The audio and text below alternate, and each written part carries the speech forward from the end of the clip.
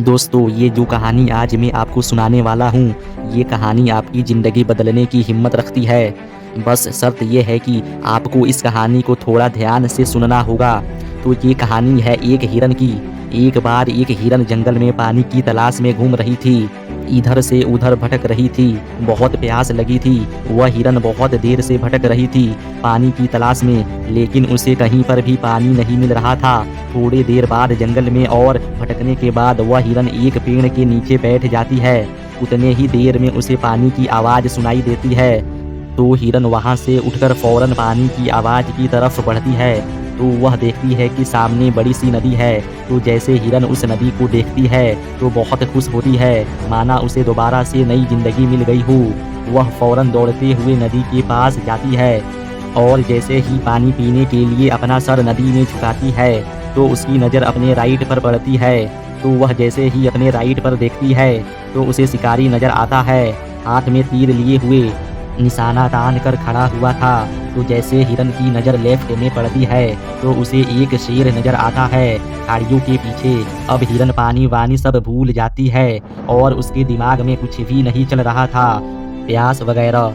फिर वह हिरन पलटकर अपने पीछे देखती है तो उसे बहुत भयानक आग लगी हुई देखती है जो कि धीरे धीरे उसकी तरफ आ रही थी। अब हिरन जाए तो जाए कहाँ। राइट में देखती है तो शिकारी नजर आ रहा था जो कि निशाना तान कर खड़ा हुआ था, और अपने लेफ्ट में देखती है तो शेर नजर आ रहा था और सामने गहरी लंबी नदी थी। पीछे भयानक आग लगी हुई थी। चारों रास्ते बंद हो चुके थे। चारों तरफ से मुसीबतें आ चुकी थी। अब हिरन सोच में पड़ जाती है, मेरे चारों तरफ से मुसीबतें आ चुकी है तो मैं अपना काम करके क्यों ना मरूं। मुझे वैसे भी तो मरना ही है। मैं पानी पीकर क्यों ना मरूं। तो हिरन पानी पीने लग जाती है। लेकिन थोड़े ही देर के बाद जैसे ही हिरन पानी पी रही थी तो उतनी ही देर में आसमान में काले बादल छा जाते हैं और उन बादलों से बारिश होने लग जाती है।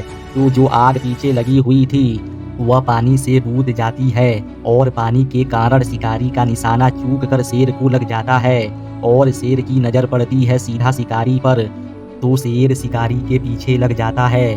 तो जैसे ही हिरन को पता चलता है, पानी पीने के बाद सर ऊपर उठाती है तो उसे अपने राइट में देखती है तो उसे शिकारी कहीं पर नज़र नहीं आता है, और वह अपने लेफ्ट में देखती है तो उसे शेर भी नज़र नहीं आता है।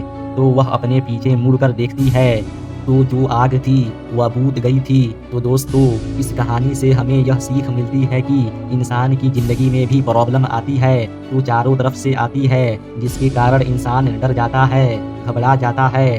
अपनी प्रॉब्लम से आपको क्या करनी चाहिए इस सिचुएशन में? आपको ना ही डरना चाहिए, ना ही घबराना चाहिए। बस शांति से 2 मिनट के लिए सोचना है।